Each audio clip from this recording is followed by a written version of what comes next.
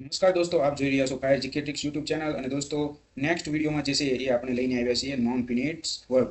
તો દોસ્તો, ખૂબ જ ઇમ્પોર્ટન્ટ છે. પરીક્ષાલક્ષી પોઈન્ટ ઓફ વ્યૂથી જે છે એ આ ચેપ્ટર ખૂબ જ મહત્વનું છે. કેમ કે જે ઇંગ્લિશ ગ્રામરની અંદર જે છોકરાઓ જે મિસ કરી દેતા હોય છે એ આ ચેપ્ટર છે. કેમ કે ઘણી વાર એવું થતું હોય છે કે આવું બધું પૂછાતું નથી, પરંતુ જ્યારે તમે પેપર દેવા જાઓ ત્યારે ઇંગ્લિશ ગ્રામરમાં જે છે એ આની અંદરથી જ પ્રશ્નો નીકળતા હોય છે. અને આનું ઉદાહરણ પણ હું જે છે એ વિડીયોમાં તમને આપવાનું છું કે કેવી રીતે જે છે એ આની અંદરથી પ્રશ્નો નીકળે છે. તો દોસ્તો, હજી સુધી જો તમે અમારી ચેનલ ફાયર જીકે ટ્રિક્સને સબસ્ક્રાઇબ ન કરી હોય તો ખાસ વિનંતી છે કે તમે ચેનલને સબસ્ક્રાઇબ કરી લો, જેથી કરીને જે છે એ તમને કોઈ પણ જે છે એ વિડીયો મૂકીએ તો તેની તમને નોટિફિકેશન મળતી રહે. અને બેલ આઇકન ઉપર પણ ક્લિક કરી દેજો, જેથી કરીને તમને કોઈ પણ નોટિફિકેશન છે એ તરત મળી જાય.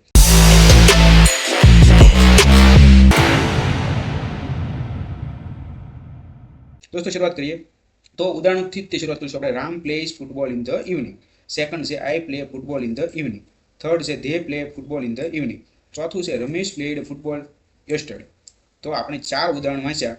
તો જે છે એ તમે જોઈ શકશો કે ઉપરોક્ત વાક્યોમાં જે છે એ વર્બ પ્લે જે છે એ ફિનિટ વર્બ કહેવાય છે. તો તમને એમ થશે કે આ સરે શું કીધું કે ભાઈ પ્લે છે ફિનિટ વર્બ કહેવાય છે.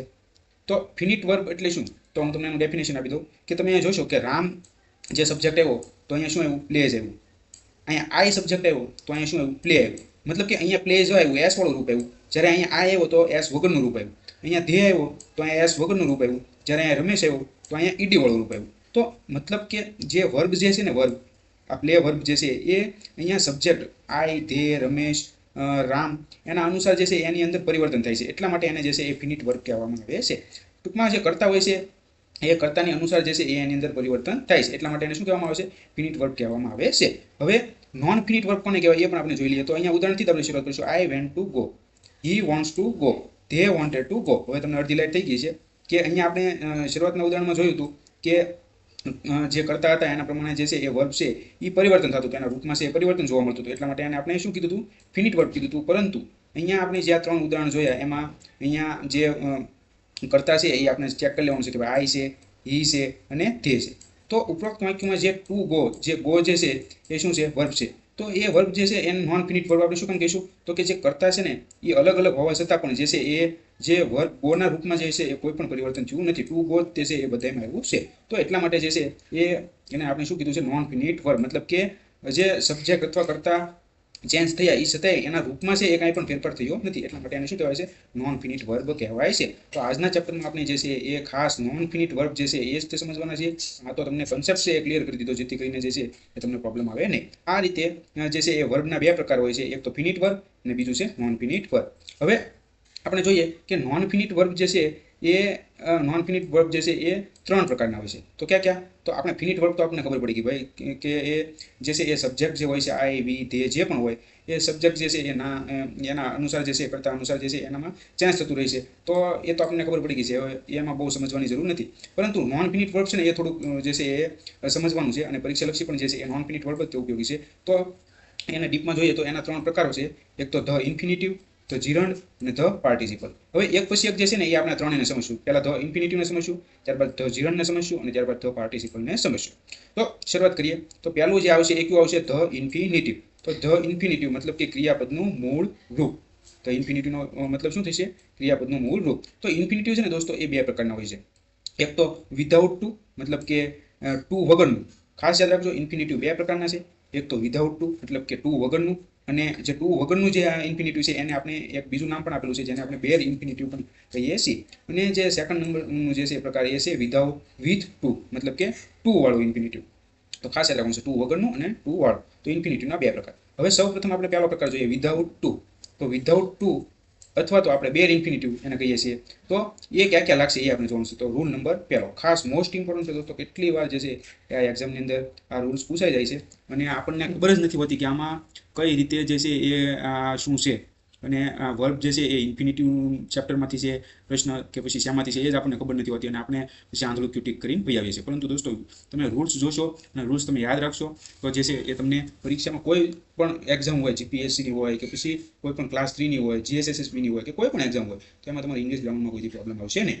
તો રૂલ્સ જોઈએ. વર્બ્સ જે છે એ let, bid, make, need, dare, see, hear, પછી વોચ, ઓબ્ઝર્વ, હેલ્પ, પ્લીઝ. આ તમારે યાદ જ રાખવા પડશે. Please, behold, feel. આના પછી જે છે ને એ હંમેશા ટુ લાગતો નથી. તો ખાસ યાદ રાખવાનું છે, આ આટલા જ્યારે વર્બ્સ આવે, આટલા ક્રિયાપદો આવે, તમારે લખવું હોય તો લખી લો એક નોટ્સમાં કે આ આટલા ક્રિયાપદો આવે, એના પછી જ્યારે પણ કોઈ પણ જે છે એ ક્રિયાપદનું રૂપ મૂકવાનું આવે ત્યારે એ કેવો આવશે? ટુ વગરનો આવશે. ટુ વાળું કોઈ દિવસ આવશે નહીં. દાખલા તરીકે ફોર એક્ઝામ્પલ આપણે જોઈએ કે બીડ હિમ ગો ધેર, તો અહીંયા બીડ આવ્યું ને, બીડ આવ્યું, તો અહીંયા બીડ આવ્યું, તો એની પછીનું જે આ જે ગો જે છે ને એ કોઈ દિવસ એની આગળ ટુ નહીં આવે. ખાસ યાદ રાખો, એની આગળ કોઈ દિવસ ટુ આવશે નહીં, હંમેશા ટુ વગરનું રૂપ આવશે, કેમ કે બેર ઇન્ફિનિટીનો રૂલ છે અહીંયા લાગુ પડે છે. Next, I will late him go after a while, તો એ જ રીતે અહીંયા લેટ આવ્યું, તો અહીંયા પણ જે છે ગોની આગળ કોઈ દિવસ ટુ આવશે નહીં. Third, you need not to do it, તો અહીંયા નીડ આવ્યું, તો અહીંયા આપણે જોયું કે નીડ જે છે એ નીડ આવ્યું, અને એની પછી પણ જે છે એ ઇન્ફિનિટીવનું રૂપ આપણે મૂકવાનું કહીએ તો એની આગળ પણ ટુ લાગશે નહીં. ઘણીવાર ઓપ્શનમાં જ્યારે આ પ્રકારનો પ્રશ્ન પૂછે ને ત્યારે ફરજિયાત ઓપ્શનની અંદર ટુ વાળું રૂપ હોય છે, જેથી કરીને આપણે કન્ફ્યુઝ થઈ જાય છે કે ભાઈ હવે અહીંયા ટુ મૂકવું, ટુ વાળું રૂપ મૂકવું કે ટુ વગરનું મૂકવું. તો આ રૂલ્સ જો તમે પાકો કરેલો હશે ને તો તમને યાદ આવી જશે કે ભાઈ આ શબ્દ જે છે એ એના પછી કોઈ દિવસ ટુ જે છે એ વર્બ્સને લાગતો નથી. તો ખાસ યાદ રાખવાનું છે. નેક્સ્ટ, જે બેર ઇન્ફિનિટીવનો જે ઉપયોગ જે છે, બેર ઇન્ફિનિટીવનો જે ઉપયોગ છે એ will, would, shall, should, may, might, can, could, must ની સાથે છે એ કરવામાં આવે છે. મતલબ કે આ બધા જોયું દોસ્તો, અગાઉના ચેપ્ટરમાં આપણે ભણી ચૂક્યા છીએ. જે આ શું છે, આ બધા મોડલ ઓક્ઝિલરીઝ છે. શું છે? Will, would, shall, should, may, might, can, could, must, એ બધા શું છે? મોડલ ઓક્ઝિલરીઝ છે. અને હંમેશા એના પછી જે છે બેર ઇન્ફિનિટિવ, તો બેર ઇન્ફિનિટિવ એટલે તમને ખબર છે ને, ટુ વગરનું જે છે એ ક્રિયાપદનું રૂપ, તો એના પછી હંમેશા શું આવશે? ટુ વગરનું ક્રિયાપદનું રૂપ આવશે. ઉદાહરણ જોઈએ, આઈ વિલ ડુ ઇટ, તો અહીંયા વિલ આવ્યું, તો એના પછીનું જે છે એ ક્રિયાપદનું રૂપ છે કેવું આવશે? ટુ વગરનું આવશે. Next, you should not go there, તો અહીંયા પણ શુડ આવ્યું, તો અહીંયા જે છે એ ક્રિયાપદનું રૂપ છે એની આગળ કોઈ દિવસ ટુ આવશે નહીં. તો આ રીતે ખાસ તમે જે રૂલ્સ છે એ પાકા કરી લેજો. નેક્સ્ટ, બેર ઇન્ફિનિટીવનો ઉપયોગ જે છે એ had better, had rather, would rather, sooner than, rather ધેનની સાથે જે છે એ કરવામાં આવે છે. મતલબ કે had better, had rather, would rather, sooner than, rather than, એના પછી પણ જે છે એ કોઈ દિવસ ટુનો ઉપયોગ થશે નહીં વર્બની પહેલા. દાખલા તરીકે યુ હેડ બેટર ઓબ્લાઇઝ હિમ, અહીંયા હેડ બેટર આવ્યું, તો એના પછી જે છે એ અહીંયા ક્રિયાપદની આગળ કોઈ દિવસ ટુ આવશે નહીં. એ જ રીતે આઈ હેડ રેધર પ્લે ધેન વર્ક, તો અહીંયા પણ હેડ રેધર આવ્યું, તો એના પછી પ્લેની પહેલા કોઈ દિવસ અહીંયા છે એ ટુ આવશે નહીં. તો આ ખાસ છે એ યાદ રાખવાનું છે. નેક્સ્ટ રૂલ, બટની પછી જે છે એ નીચે જણાવેલ પ્રકારના ઉપયોગોમાં બેર ઇન્ફિનિટીવનો ઉપયોગ થાય છે. દાખલા તરીકે he does nothing but play, તો આ પ્રકારનું જ્યારે પણ વાક્ય રચના ખાસ તમે ઉદાહરણ ખાસ જોશો, જેથી કરીને ઓટોમેટિક તમને જે છે ને એ તમારે રૂલ્સ છે એ ગોખવાની જરૂર નહીં પડે. તમે ઉદાહરણ સમજશો ને તો રૂલ્સ તમારે ગોખવો નહીં પડે. અને જેટલી વાર તમે રિવિઝન કરશો, જેટલી વાર તમે નવી નવી એક્સરસાઇઝ કરશો, એમ તમારું જે છે એ ઇંગ્લિશ ગ્રામર છે એ ક્લિયર થઈ જશે. એટલે અહીંયા તમે જુઓ કે he does nothing but play, તો અહીંયા આ રીતનો બટ આવે અને પછી જ્યારે ક્રિયાપદ હોય લાસ્ટમાં, તો એ હંમેશા ટુ વગરનું છે એ આવશે. અહીંયા કોઈ દિવસ એમ નહીં આવે બટ ટુ પ્લે, ટુ કોઈ દિવસ આવશે નહીં. Next, my dog does everything but speak, તો અહીંયા પણ બટ આવ્યું અને એના પછી જે છે એ ક્રિયાપદનું રૂપ મૂકવાનું છે, તો અહીંયા ટુ વગરનું જે છે એ ઇન્ફિનિટીવનું રૂપ છે એ આવશે. તો દોસ્તો ક્લિયર થઈ ગયું. અહીંયા હું માનું છું ત્યાં સુધી જે છે એ તમારું વિધાઉટ ટુ બેર ઇન્ફિનિટિવ છે એ અહીંયા આપણું પૂરું થાય છે. એ પછી જે આવે છે બીજા નંબરનો પ્રકાર, એ આવે છે ઇન્ફિનિટિવ વિથ ટુ, મતલબ કે ટુ વાળું ઇન્ફિનિટિવ, જેની આગળ શું આવે છે? ટુ આવે છે. તેમાં રૂલ્સ જોઈએ. After the verbs of knowing and understanding, તો શું કહેવા માંગે છે? તો કે જ્યારે પણ તમે કોઈ પણ ક્રિયાપદ જુઓ અને એ સમજૂતી અથવા તો કંઈક જાણવા માટેનો જ્યારે અર્થ એમાં થતો હોય, ત્યારે હંમેશા એમાં શું છે? ટુ વાળું રૂપ છે એ આવશે. દાખલા તરીકે જોઈએ કે આઈ કન્સિડર હિમ ટુ બી અ ફૂલ, તો હું એને એક મૂર્ખ પ્રકારનો માણસ છે એ સમજું છું. તો અન્ડરસ્ટેન્ડિંગ એટલે કે સમજૂતી, એ શું સમજે છે એ પ્રકારનો અહીં અર્થ થાય છે આ વાક્યમાં. તો આ પ્રકારનો જ્યારે અર્થ થતો હોય, અંદર બોધ થતો હોય, ત્યારે જે છે એ ઇન્ફિનિટિવ છે એ કેવો આવશે? ટુ વાળું આવશે. તો જો અહીંયા આગળ શું લાગ્યું? ટુ લાગ્યું. તો અહીંયા આ પ્રકારનું જે છે એ વાક્ય બનશે.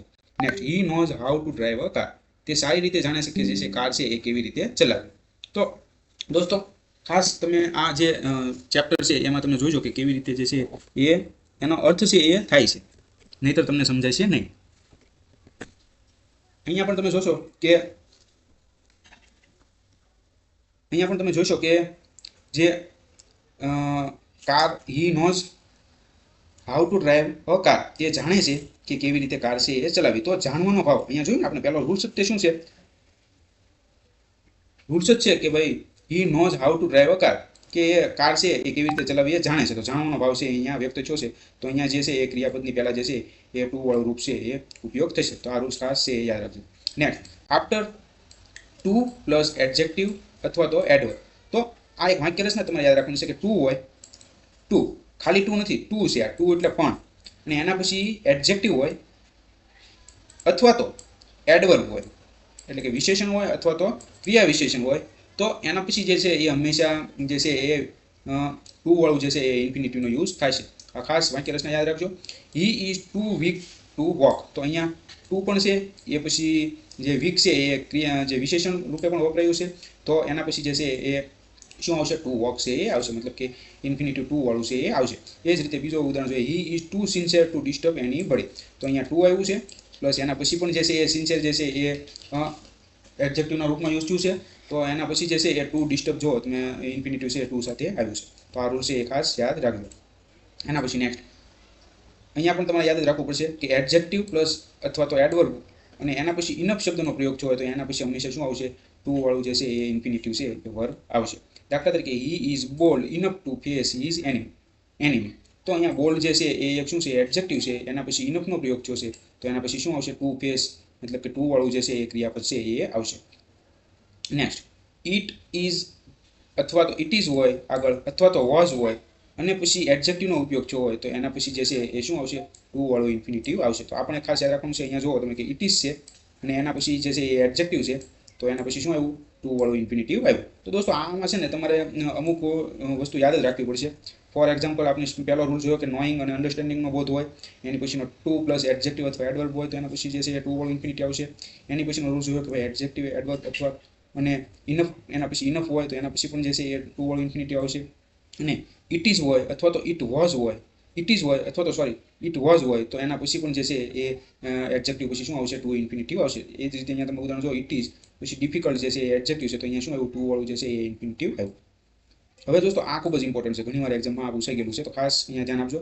રિલેટિવ ક્લોઝને હટાવવા માટે જે છે ને એ ટુ ઇન્ફિનિટીવનો પ્રયોગ થાય છે. દોસ્તો હજી હું તમને કહું છું કે વિડીયો પૂરેપૂરો જોઈશો, કેમ કે છેલ્લે આપણે એક ટેસ્ટ પણ લેવાના છીએ અને ખૂબ જ પરીક્ષાલક્ષી પોઈન્ટ ઓફ વ્યૂથી જે ઇમ્પોર્ટન્ટ, મોસ્ટ ઇમ્પોર્ટન્ટ રૂલ છે એ હું તમને જે આગળ જણાવવાનો છું. તો ખાસ તમને વિનંતી છે કે વિડીયો લાસ્ટ સુધી જે છે એ તમે જોજો, કેમ કે તમે થોડું જોશો તો તમારો ટાઈમ પણ વેસ્ટ થશે અને તમને છેલ્લે જે છે એ કંઈ પણ આઉટપુટ પણ મળશે નહીં. તો વિડીયો જે છે એ તમને ફ્રીમાં મળે છે અને માત્ર તમારે ટાઈમ જ આપવાનો છે, તો એકવાર વ્યવસ્થિત જે છે એ કોઈ પણ જે છે ચેપ્ટર જોવાની ટેવ રાખો. રિલેટિવ ક્લોઝને હટાવવા માટે પણ જે છે એ ટુ ઇન્ફિનિટી વાળા જે છે એ ક્રિયાપદનો ઉપયોગ થાય છે. દાખલા તરીકે હું એમ કહું કે ભાઈ there is no one who can solve this problem. આ રીતનું વાક્ય છે. તો હવે આમાં રિલેટિવ ક્લોઝને હટાવવું છે આપણે, અને પછી આનો જે ટુ ઇન્ફિનિટી વાળાનો પ્રયોગ કરવો છે, તો કેવી રીતે કરીશું? તો એમાં આપણે શું કરીશું? વાક્ય આ રીતે પડશે, there is no one to solve this problem. There is no one, તો અહીંયા સુધી તો આપણે લીધું છે કે ધેર ઇઝ નો વન. એ પછી ડાયરેક્ટ શું મૂકી દીધું? ટુ મૂકી દીધું, અને પછી શું આવી ગયું?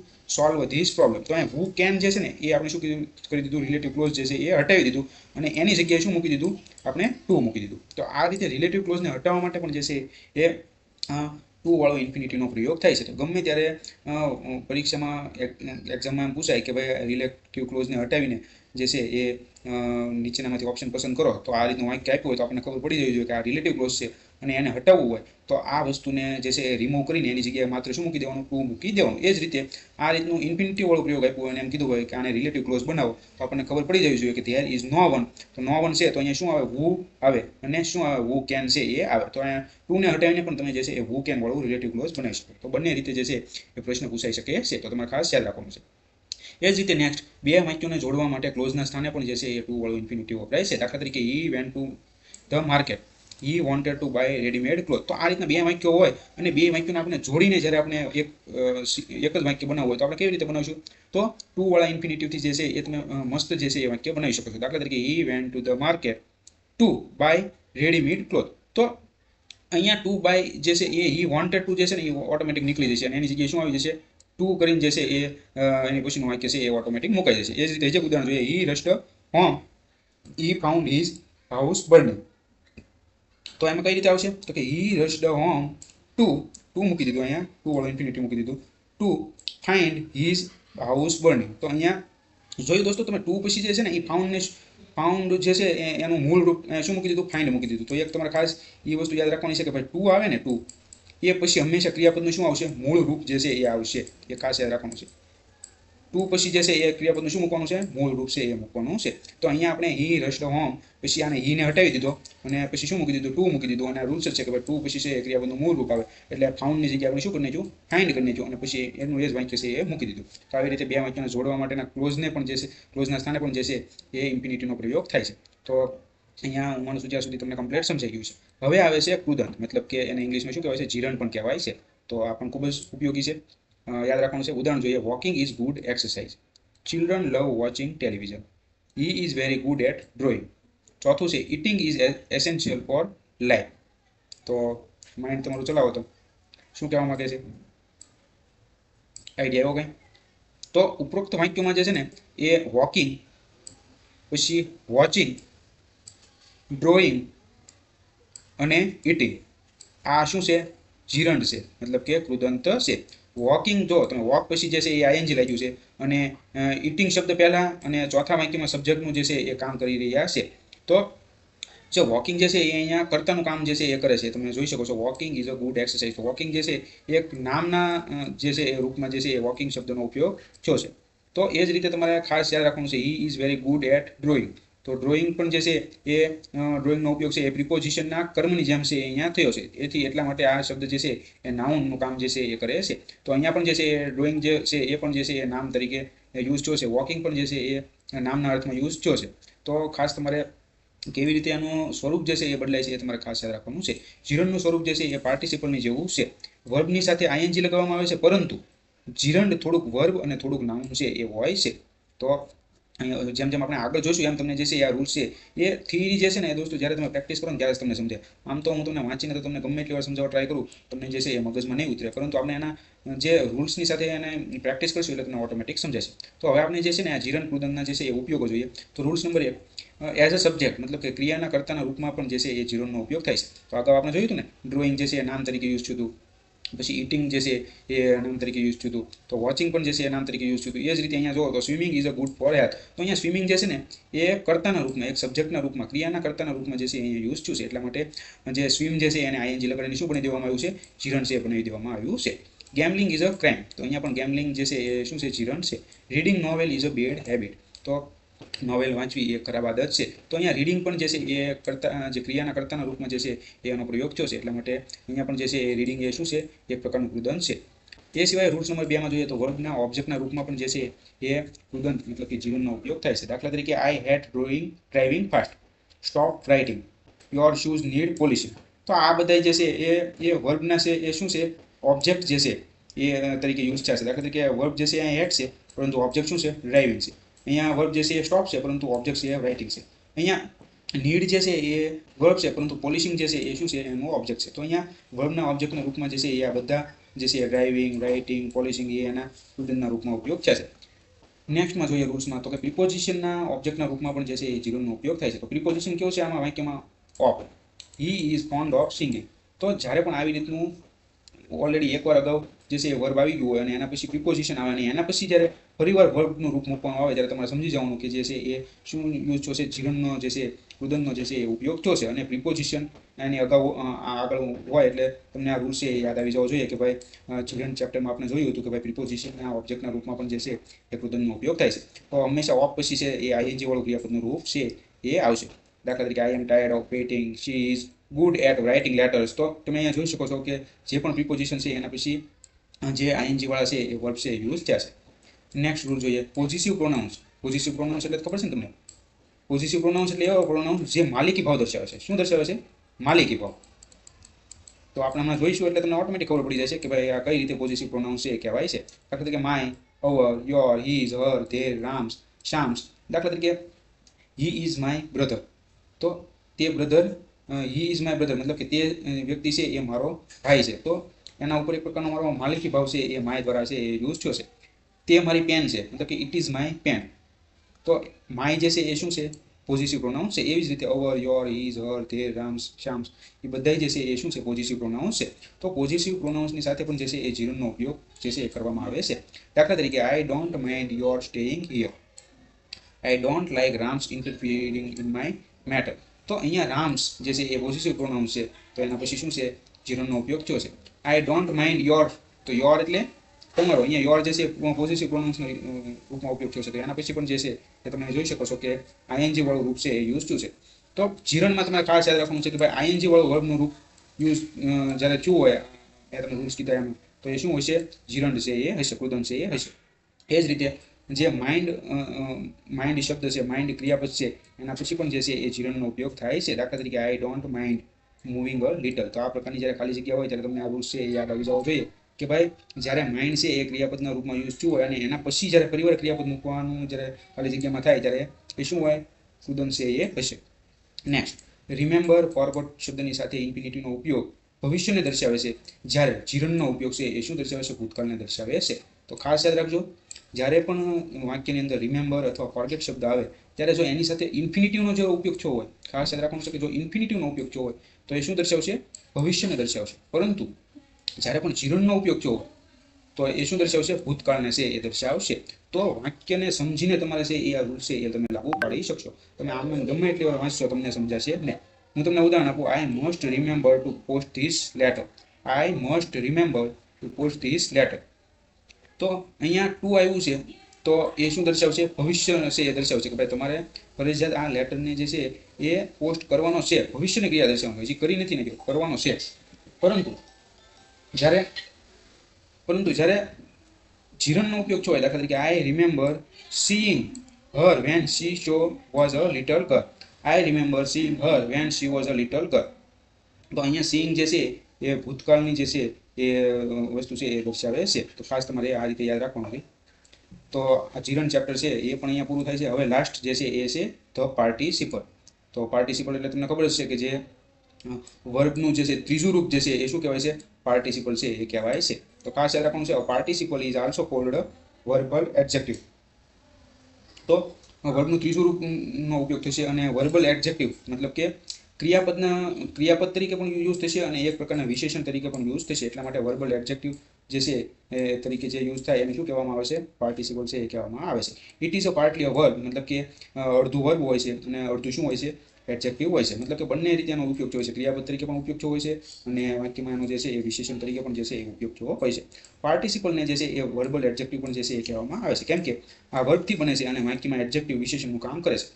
તો તમે આપણે અગાઉ હમણાં જોઈશું, ઉદાહરણમાં જોઈશું એટલે તમને આઈડિયા આવી જશે કે જે પાર્ટિસિપલ છે ને એ બનેલું હોય છે વર્બથી, પરંતુ વાક્યમાં એનો અર્થ છે ને એ વિશેષણ તરીકેનો થયો હોય છે. એટલા માટે એ બંનેનું કામ કરે છે. એટલા માટે તેને શું કહેવાય છે? વર્બલ એડજેક્ટિવ છે એ કહેવામાં આવે છે. જે જીરંડ અને પ્રેઝન્ટ પાર્ટિસિપલ બંને જ વર્બની પહેલી ફોર્મની સાથે આઈએનજી લગાડવાથી બને છે. પરંતુ પ્રેઝન્ટ પાર્ટિસિપલ અને જીરંડમાં મુખ્ય અંતર એ છે કે પાર્ટિસિપલ એડજેક્ટિવનું કામ કરે છે, જ્યારે જીરંડનો ઉપયોગ જે છે એ નાઉનની જેમ કરવામાં આવે છે. ખાસ યાદ રાખજો, પાર્ટિસિપલ કોઈ નાઉન અથવા પ્રોનાઉનની જે છે એ વિશેષતા બતાવે છે. તો દોસ્તો જે આપણે તમે જોયું અહીંયા મેં તમને કહી દીધું છે કે જીરણનો ઉપયોગ છે ને એ આપણે અગાઉના ઉદાહરણો તમે ચેક કરશો તો તમને ખબર પડશે કે આપણે એના નાઉનની જેમ છે એનો ઉપયોગ કરતા હતા જીરણનો. પરંતુ પાર્ટિસિપલનો છે ને એ નાઉનની જેમ ઉપયોગ નહીં થાય. એનો જે ઉપયોગ છે એ નાઉન જે છે એની વિશિષ્ટતા દેખાડવા માટે જે છે એ પાર્ટિસિપલનો ઉપયોગ થશે. તો આ એના વચ્ચેનું એક અંતર છે. તો આ અંતર જે છે ને એ આપણે યાદ રાખવાનું છે અને એના દ્વારા જ તમારું ઇંગ્લિશ ગ્રામર છે એ વધારે છે એ સ્ટ્રોંગ બનશે. તો ખાસ આ વસ્તુઓ જે છે ને એ નોર્મલ જે સ્ટુડન્ટ પરીક્ષા દેવા જતા હોય છે એને ખબર હોતી નથી. તો આપણે કોમ્પિટિશનમાં ટકવું હોય, બધાથી આગળ નીકળવું હોય તો આ પ્રકારનું ડીપ નોલેજ જે છે એ તમારે છે એ જરૂરી છે. તો હવે પાર્ટિસિપલના છે ને એ ત્રણ પ્રકાર છે: પ્રેઝન્ટ પાર્ટિસિપલ, પાસ્ટ પાર્ટિસિપલ અને પરફેક્ટ પાર્ટિસિપલ. તો એક પછી આપણે ત્રણેય સમજશું: પ્રેઝન્ટ, પાસ્ટ ને પરફેક્ટ. પ્રેઝન્ટ પાર્ટિસિપલ આપણે જોઈએ પહેલું સૌપ્રથમ. આ વર્બની પ્રથમ ફોર્મની સાથે જે છે એ આઈએનજી લગાવતા છે એ પ્રેઝન્ટ પાર્ટિસિપલ બને છે. તો વર્બના જે મૂળ રૂપ હોય એની સાથે આઈએનજી તમે લગાડો એટલે શું બનશે? પ્રેઝન્ટ પાર્ટિસિપલ છે એ બનશે. અને સમયને એ બતાવતા નથી. તો ખાસ યાદ રાખવાનું છે, સમયને બતાવતો નથી, પરંતુ અનફિનિશ્ડ, અનકમ્પ્લીટ મતલબ કે અપૂર્ણ જે કાર્ય છે એને દર્શાવે છે. તો ખાસ પ્રેઝન્ટ પાર્ટિસિપલનો જે છે ને એ આ પોઈન્ટ તમારે ખાસ યાદ રાખવાનું છે કે અનફિનિશ્ડ, ઇનકમ્પ્લીટ કાર્ય જે છે એને દર્શાવવાનું કાર્ય છે એ કોણ કરે છે? પ્રેઝન્ટ પાર્ટિસિપલ છે એ કરે છે. અને કેવી રીતે બને છે? તો કે વર્બનું જે પહેલું રૂપ છે એને તમે આઈએનજી લગાડો એટલે શું બની જશે? પ્રેઝન્ટ પાર્ટિસિપલ છે એ બની જશે. ખાસ યાદ રાખવાનું છે. અને શું દર્શાવે? અનફિનિશ્ડ અને ઇનકમ્પ્લીટ કાર્યને દર્શાવે છે. ઉદાહરણ જોઈએ: આઈ સો હિમ ક્રોસિંગ ધ રોડ. મેં તેને રોડ ક્રોસ કરતા જોયો. તો મેં તેને રોડ ક્રોસ કરતા જોયો એટલે રોડ એને ક્રોસ કરી નાખ્યો છે એ નથી ખબર. મતલબ કે કાર્ય છે એ કેવું છે? ઇનકમ્પ્લીટ છે. રોડ એ ક્રોસ કરતો હતો, એને કરી નહોતો નાખ્યો. એને જ્યારે જોયું એને જ્યારે જોયું ત્યારે એ રોડ ક્રોસ કરતો હતો, એટલે કે કાર્ય છે એ એની જે છે એ એની મુવમેન્ટ શરૂ હતી, કાર્યની જે છે એ શરૂ હતું, કાર્ય પૂર્ણ થઈ ગયું નહોતું. તો અહીંયા તમે જોશો કે જે છે એ ક્રોસની સાથે આઈએનજી લગાડીને જે છે પ્રેઝન્ટ પાર્ટિસિપલ છે એ બનાવવામાં આવ્યું છે, કારણ કે અનફિનિશ્ડ ઇનકમ્પ્લીટ કાર્ય છે. I heard someone coming down step. મેં કોઈક વ્યક્તિને જે છે એ દાદરા ચડતા જે છે એ સાંભળ્યો. તો જ્યારે એને સાંભળ્યું ત્યારે દાદરા ચડવાનો અવાજ આવતો હતો, મતલબ કે કાર્ય છે એ શરૂ હતું, એ કાર્ય છે એ પૂર્ણ થયું નહોતું, ઇનકમ્પ્લીટ છે એ કાર્ય હતું, કાર્ય છે એ પ્રગતિમાં હતું. તો જ્યારે અનફિનિશ્ડ ઇનકમ્પ્લીટ કાર્ય હોય ત્યારે શું આવશે? V1 પ્લસ આઈએનજી વાળું રૂપ આવશે. તો અહીંયા પણ જે છે એ તમે જોઈ શકો છો કમિંગનો ઉપયોગ છે એ થયો હશે. એ જ રીતે they found the children crying. તો તેણે જે છે એ બાળકોને રડતા જોયા. તો રડતા જોયા ત્યારે રડવાનું કાર્ય એનું શરૂ હતું, પૂર્ણ થઈ ગયું નહોતું, મતલબ કે કાર્ય છે એ અનફિનિશ્ડ ઇનકમ્પ્લીટ હતું. એટલા માટે ક્રાઇંગનો જે છે એ અહીંયા ઉપયોગ થયો છે પ્રેઝન્ટ પાર્ટિસિપલ તરીકે. ખાસ તમારે આ રીતે યાદ રાખવાનું છે કે પહેલા વાક્યમાં મેં તમને સમજૂતી તો આપી જ દીધી છે, એ છતાં કહી દો કે પહેલા વાક્યમાં પ્રેઝન્ટ પાર્ટિસિપલનો ઉપયોગ કોઈ એવા કાર્યને દર્શાવે છે જે કાર્ય શું છે? પ્રગતિમાં છે અને થોડાક સમય સુધી છે એ એને જોવામાં આવ્યું છે કે ભાઈ રોડ ક્રોસ કરતો હતો, એ થોડાક સમય સુધી એને જોવામાં આવ્યું છે કે હા મેં એને જોયું હતું ભાઈ રોડ ક્રોસ કરતો હતો, રોડ એને ક્રોસ કરી નાખ્યો હતો, એવી વસ્તુ જે છે એ અહીંયા ક્લિયર થતી નથી. એટલા માટે જે છે એ પ્રેઝન્ટ પાર્ટિસિપલનો ઉપયોગ થશે. જ્યારે બેર ઇન્ફિનિટીવનો ઉપયોગ એ દર્શાવે છે કે એ સમયે એ કાર્યની પ્રગતિ જોયેલ નથી, પરંતુ માત્ર એનો સંદર્ભ આપેલ છે, અથવા એમાં ડ્યુરેશન ઓફ ટાઈમ નથી.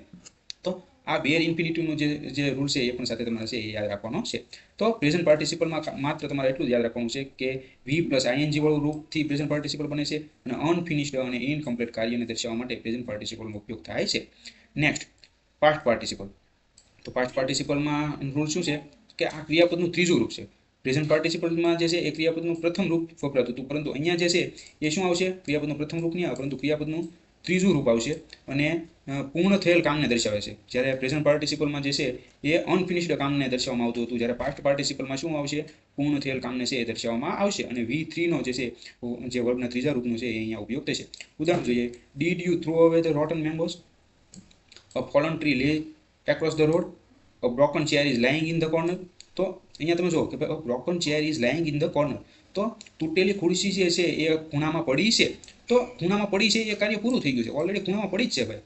ત્યાં અનફિનિશ્ડ કાર્ય નથી, ઇનકમ્પ્લીટ કાર્ય નથી, ઓલરેડી કાર્ય થઈ ગયું છે, ખૂણામાં એ ઓલરેડી પડી છે. તો પૂર્ણ થયેલ કામ જે છે એ દર્શાવવા માટે જે છે એ શું વપરાય છે? પાસ્ટ પાર્ટિસિપલ વપરાય છે. એટલા માટે જે છે એ બ્રેકનું જે છે એ ત્રીજું રૂપ બ્રોકન જે છે અહીંયા યુઝ થયું છે. એ જ રીતે અહીંયા પણ જે છે એ પોલન યુઝ થયું છે, અહીંયા જે છે એ થ્રો યુઝ થયું છે, તો સોરી અહીંયા રોટન યુઝ થયું છે. તો આ રીતે તમારે યાદ રાખવાનું છે કે ભાઈ પાસ્ટ પાર્ટિસિપલ જે છે એ પૂર્ણ થયેલ કામને છે એ દર્શાવે છે. Next, perfect participle. છેલ્લો પ્રકાર જે છે પાર્ટિસિપલમાં એ શું આવશે? Perfect participle. તો પરફેક્ટ પાર્ટિસિપલ વર્બના ત્રીજા રૂપની પહેલા અથવા તો આગળ હેવિંગ લગાવવાથી છે એ બને છે. તો વર્બનું ત્રીજું રૂપ અને એની પહેલા તમે હેવિંગ લગાડી દો એટલે શું બની ગયું? પરફેક્ટ પાર્ટિસિપલ છે એ બની ગયું. તો વાક્યરચના પરફેક્ટ પાર્ટિસિપલની શું છે? હેવિંગ પ્લસ V3, મતલબ કે વર્બનું ત્રીજું રૂપ અને એની પહેલા હેવિંગ લાગેલું હોય તો તમારે સમજી જવાનું કે શું છે? પરફેક્ટ પાર્ટિસિપલ છે. અને કયા સંજોગોમાં જે છે એ પરફેક્ટ પાર્ટિસિપલનો ઉપયોગ થશે? તો કે હું તમને પહેલાં અગાઉ કહી દઉં કે પરફેક્ટ પાર્ટિસિપલનો ઉપયોગ ત્યારે કરાય છે જ્યારે એક કાર્ય કમ્પ્લીટ પૂરું થઈ જાય અને બીજો એના પૂર્ણ થવાના પછી જે છે એ શરૂ થતું હોય. તો આ રૂલ્સ છે એ તમારે ખાસ દોસ્તો યાદ રાખવાના છે. 3 એના મોસ્ટ ઇમ્પોર્ટન્ટ છે. પરીક્ષામાં આની અંદરથી એક રૂલ્સનો ઉપયોગ કરવા માટેનું જે છે એ વાક્ય MCQ છે એ ફરજિયાત જે છે એ લગભગ પૂછાતું જ હોય છે. તો આમાં ઘણા સ્ટુડન્ટ છે ગોથા ખાઈ જાય છે કે ભાઈ આમાં કઈ રીતે કરવું. તો સિમ્પલ જ છે, માત્ર તમારે ધ્યાનથી 1-2 વાર જે છે એ સમજવું પડશે અને વાંચવું પડશે, એટલે ઓટોમેટિક તમને સમજાઈ જશે. તો હું તમને હજી રિવિઝન કરાવી દઉં કે પ્રેઝન્ટ પાર્ટિસિપલમાં આપણે જોયું દોસ્તો કે પ્રેઝન્ટ પાર્ટિસિપલમાં જે છે એ V1 મતલબ કે ક્રિયાપદનું મૂળ યુઝ થાય છે અને પ્લસ આઈએનજી લગાડવામાં આવે છે અને અનફિનિશ્ડ અને ઇનકમ્પ્લીટ કાર્યને એ દર્શાવે છે. બીજું જે હતું એ પાસ્ટ પાર્ટિસિપલ, અને એની અંદર જે છે એ પૂર્ણ થયેલ કામને દર્શાવવા માટે જે છે એ વર્બના ત્રીજા રૂપનો જે છે એ ઉપયોગ કરવામાં આવે છે. અને જે છેલ્લું જે છે એ પરફેક્ટ પાર્ટિસિપલ. તો પરફેક્ટ પાર્ટિસિપલમાં હેવિંગ પ્લસ જે છે એ વર્બના ત્રીજા રૂપનો છે એ ઉપયોગ કરવામાં આવે છે, મતલબ કે જે પાર્ટિસિપલ જે છે છેલ્લું એ હેવિંગ પ્લસ V3 થી જે છે એ પરફેક્ટ પાર્ટિસિપલ છે એ બને છે. અને એનો ઉપયોગ કયા સંજોગોમાં થઈ શકે? તો કે ઓલરેડી એક કાર્ય છે એ પૂરું થઈ ગયું હોય અને બીજું એના પૂર્ણ થવાના પછી શરૂ થતું હોય. તો એક કાર્ય પૂરું થઈ જાય એના પછી જ્યારે બીજા કાર્યનો આરંભ થાય ત્યારે જે છે એ પ્રકારનું વાક્ય જ્યારે હોય ત્યારે પરફેક્ટ પાર્ટિસિપલ છે એનો ઉપયોગ થશે. તો અહીંયા આપણે ઉદાહરણ જોઈએ. તો ઉદાહરણમાં જોઈએ તો કે having failed a twice he did not want to try again. તો ઓલરેડી એ 2 વાર તો જે છે એ ફેલ થઈ ગયા છે, તો એ પછી જે છે એ હવે એ ટ્રાય કરવા માંગતા નથી. તો ઓલરેડી આ કાર્ય તો અહીંયા પૂરું થઈ ગયું છે, એના પછી આ કાર્યની છે એ શરૂઆત થઈ છે. તો એટલા માટે જે છે એ અહીંયા છે એ હેવિંગ પ્લસ V3 એટલે કે જે છે એ પરફેક્ટ પાર્ટિસિપલનો છે એ ઉપયોગ થયો છે. Having finished my home task I went out to play. તો અહીંયા શું એમ કહેવાનો મતલબ છે કે હું મારું જે હોમવર્ક જે મને આપેલું છે એ પૂર્ણ કરીને પછી હું રમવા જઈશ. તો પહેલાં તો હું શું કરશે, એ હોમ ટાસ્ક એનો પૂરો કરશે, તો ઓલરેડી એક કાર્ય અહીંયા પૂર્ણ થશે અને પછી એનો જે છે એ રમવાનું કાર્ય શરૂ થશે. તો આ પ્રકારનું જ્યારે વાક્ય રચના હોય ત્યારે અહીંયા હેવિંગ પ્લસ V3 વાળી જે છે એ પરફેક્ટ પાર્ટિસિપલની જે છે એ ઉપયોગ છે એ કરવામાં આવશે. તો એ જ રીતે અહીંયા પણ તમે ઉદાહરણ વાંચી શકો છો. Having completed homework Rahul vent out to play.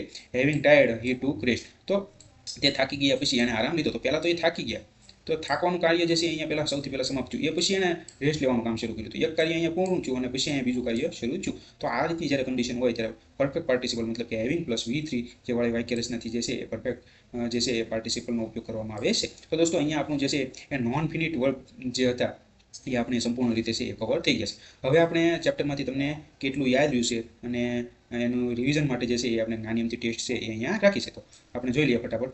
તો પહેલું જે છે I saw the snake kill. I saw the snake kill. તો કાઉન્સમાં જે વર્બ જે છે એ કાઉન્સમાં જે વર્બ છે એનું શું રૂપ આવશે એ આપણે જે છે એ સમજવાનું છે. તો આઈ શો સ્નેક ધ કિલ્ડ. શું આવશે અહીંયા? કિલ્ડ આવશે. કિલ્ડ આવશે. એ પછી હી ટોલ્ડ મી વોટ, પછી કાઉન્સમાં ડુ. તો અહીંયા શું આવશે? વોટ ટુ ડુ આવશે. શું આવશે? વોટ ટુ ડુ આવશે. Next she didn't know where go. તો શું આવશે? ગોનું કયું રૂપ આવશે? ટુ ગો વાળું રૂપ આવશે. She didn't know where to go. પછી અહીંયા શું આવશે? રન ખાલી જગ્યા ઇઝ અ ગુડ એક્સરસાઇઝ. તો રનનું કયું રૂપ આવશે? રનિંગ. શું આવશે? Running. Running is a good exercise. He avoided ખાલી જગ્યા હી અવોઇડેડ સી મી. તો સીનું અહીંયા શું રૂપ આવશે?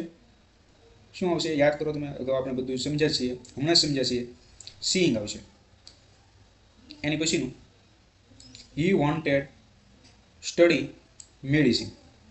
તો આ ખાલી જગ્યામાં જે છે એમાં સ્ટડીનું કયું રૂપ આવશે? અહીંયા આગળ ટુ લાગી જશે. He wanted to study medicine. અમુકમાં તો તમે છે ને વાક્ય વાંચશો ને ત્યારે તમને ખબર પડી જશે કે ભાઈ અહીંયા ટુ મુખ્ય સિવાય જે છે એ વાક્ય વાંચવાની તો આપણને મજા નથી આવતી. ઓલરેડી ઘણી વાર તો તમને અમુક ખાલી જગ્યા તો છે ને અમુક રૂલ્સ યાદ રાખ્યા વગર આમને ખબર પડી જશે કે ભાઈ આમાં ટુ મુખ્ય તો જ આપણને વાક્ય વાંચવાની જે છે એ પરફેક્ટ ક્લાસ છે એ બેસે છે. He was heard go. તો અહીંયા ગોનું કયું રૂપ આવશે? He was heard to go.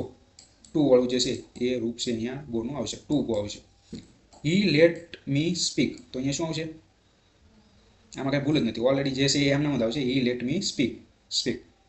કેમ કે આપણે રૂલ્સ તમે યાદ કરો, આપણે જોયું હતું બેર ઇન્ફિનિટિવ જ્યારે સમજ્યા જ્યારે કે ભાઈ બીડ જે છે અથવા લેટ છે અથવા મેક છે, નીડ છે, તો એના પછી જે છે એ ક્યારેય ટુ વાળું જે છે એ ઇન્ફિનિટિવ આવતું નથી. તો અહીંયા લેટનો ઉપયોગ થયો છે, તો અહીંયા ક્યારેય પણ સ્પીકની આગળ છે એ ટુ આવશે નહીં.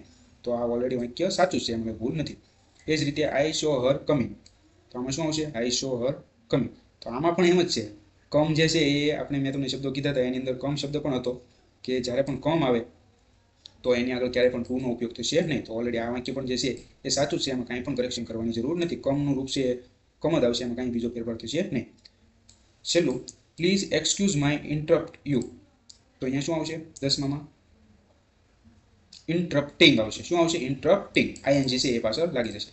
દોસ્તો જો આમાં તમને હજી પણ કંઈ કન્ફ્યુઝન હોય તો તમે ફરીવાર વિડીયો છે એ આ તમને ખાલી જગ્યા હું માનું છું ત્યાં સુધી આવડી જ જવી જોઈએ, કેમ કે એટલું ડિટેલથી સમજ્યા પછી પણ તો પણ જો તમને ન ફાવતી હોય તો હજી એકવાર આ બધા જ રૂલ્સ છે એ વ્યવસ્થિત એકવાર સમજી લો, લખી લો અને એક બે વાર વિડીયો છે એ જોઈ નાખો એટલે ઓલરેડી તમારું નોન ફિનિટ્સ વાળું જે ચેપ્ટર છે એ તમને કમ્પ્લીટ કવર થઈ જશે. દોસ્તો વિડીયોને ખાસ તમારા મિત્રો સાથે શેર કરો. ચેનલને તમે સબસ્ક્રાઇબ ન કરી હોય તો ખાસ ચેનલને સબસ્ક્રાઇબ કરીને જે આ બેલ આઇકન છે એના ઉપર ક્લિક કરીને ઓલ નોટિફિકેશન ઓન કરી નાખો, જેથી કરીને બધા જ વિડીયો જે છે એની નોટિફિકેશન ઇન્સ્ટન્ટ તમને મળતી રહે. ખૂબ ખૂબ આભાર.